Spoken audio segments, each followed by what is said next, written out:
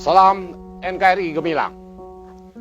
Sahabat Gemilang, di balik misi perdamaian Presiden Jokowi ke Ukraina dan Rusia, ada dua perempuan pemberani yang begitu teguh mendukung misi luhur ini, yang tak luput dari perhatian dunia internasional.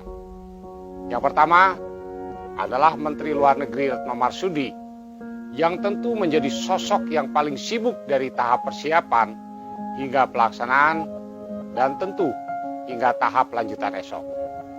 Salah satu menteri perempuan yang kinerjanya ciamik ini adalah yang mengawali komunikasi secara intensif dengan pihak Ukraina dan Rusia, selain dengan beberapa organisasi internasional seperti halnya Presiden Palang Merah Internasional Peter Maurer, serta dengan Undersecretary General for Humanitarian Affairs and Emergency Relief Coordinator pada United Nations Regional Office for Central Africa, Martin Griffith.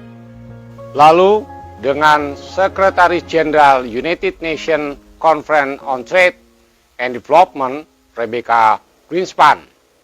Kemudian dengan Menteri Luar Negeri Turki, Mevlut Cavusoglu. Dan dengan Sekretaris Jenderal Perserikatan Bangsa-Bangsa, Antonio Guterres. Jadi, walau berparawakan mungil, tapi Menteri Luar Negeri pertama dari kalangan perempuan ini sangat lincah, gesit, terprogram, dan sangat tahu betul apa-apa saja yang harus dilakukan agar yang nanti akan dilakukan oleh presidennya berjalan lancar, aman, dan tepat sasaran.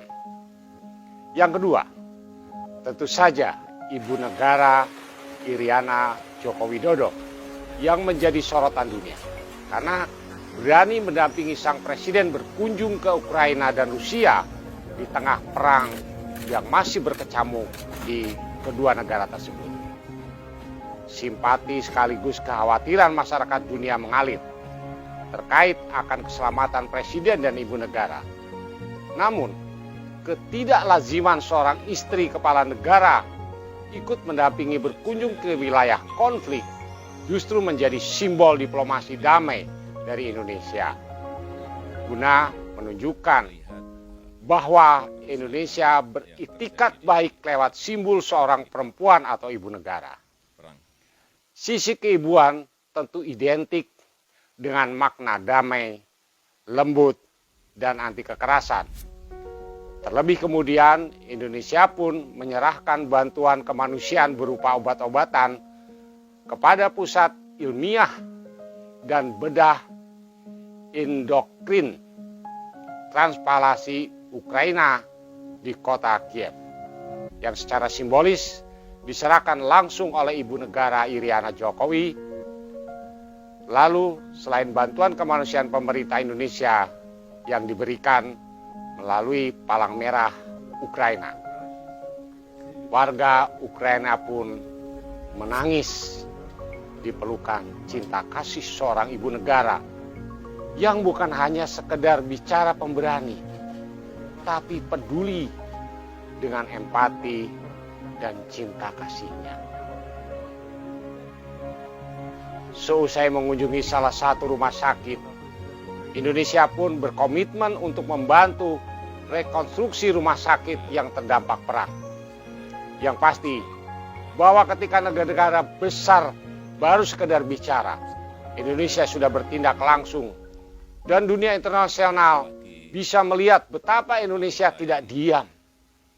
Tapi Presiden atas nama rakyat Indonesia, serta Retno Marsudi dan Ibu Iriana Jokowi atas nama perempuan dunia, berkontribusi nyata yang diwujudkan dalam bentuk keberanian bertindak. Dan keberanian Presiden Jokowi membawa ibu negara memasuki negara yang dilanda perang yang risikonya sangat tinggi adalah sebuah tindakan yang tentu diapresiasi oleh warga dunia. Tak heranlah bila topik bahasan semua media di dunia semua sama, yakni perdamaian dunia bersama Jokowi. Karena seperti yang dikatakan oleh ibu negara, Dengan bismillah saya mendampingi Bapak. Semoga peperangan ini segera berakhir. Karena sangat merinding saya melihat. melihat. Semoga ya Bude. Amin. Saya Wahyustono, salam perdamaian dunia.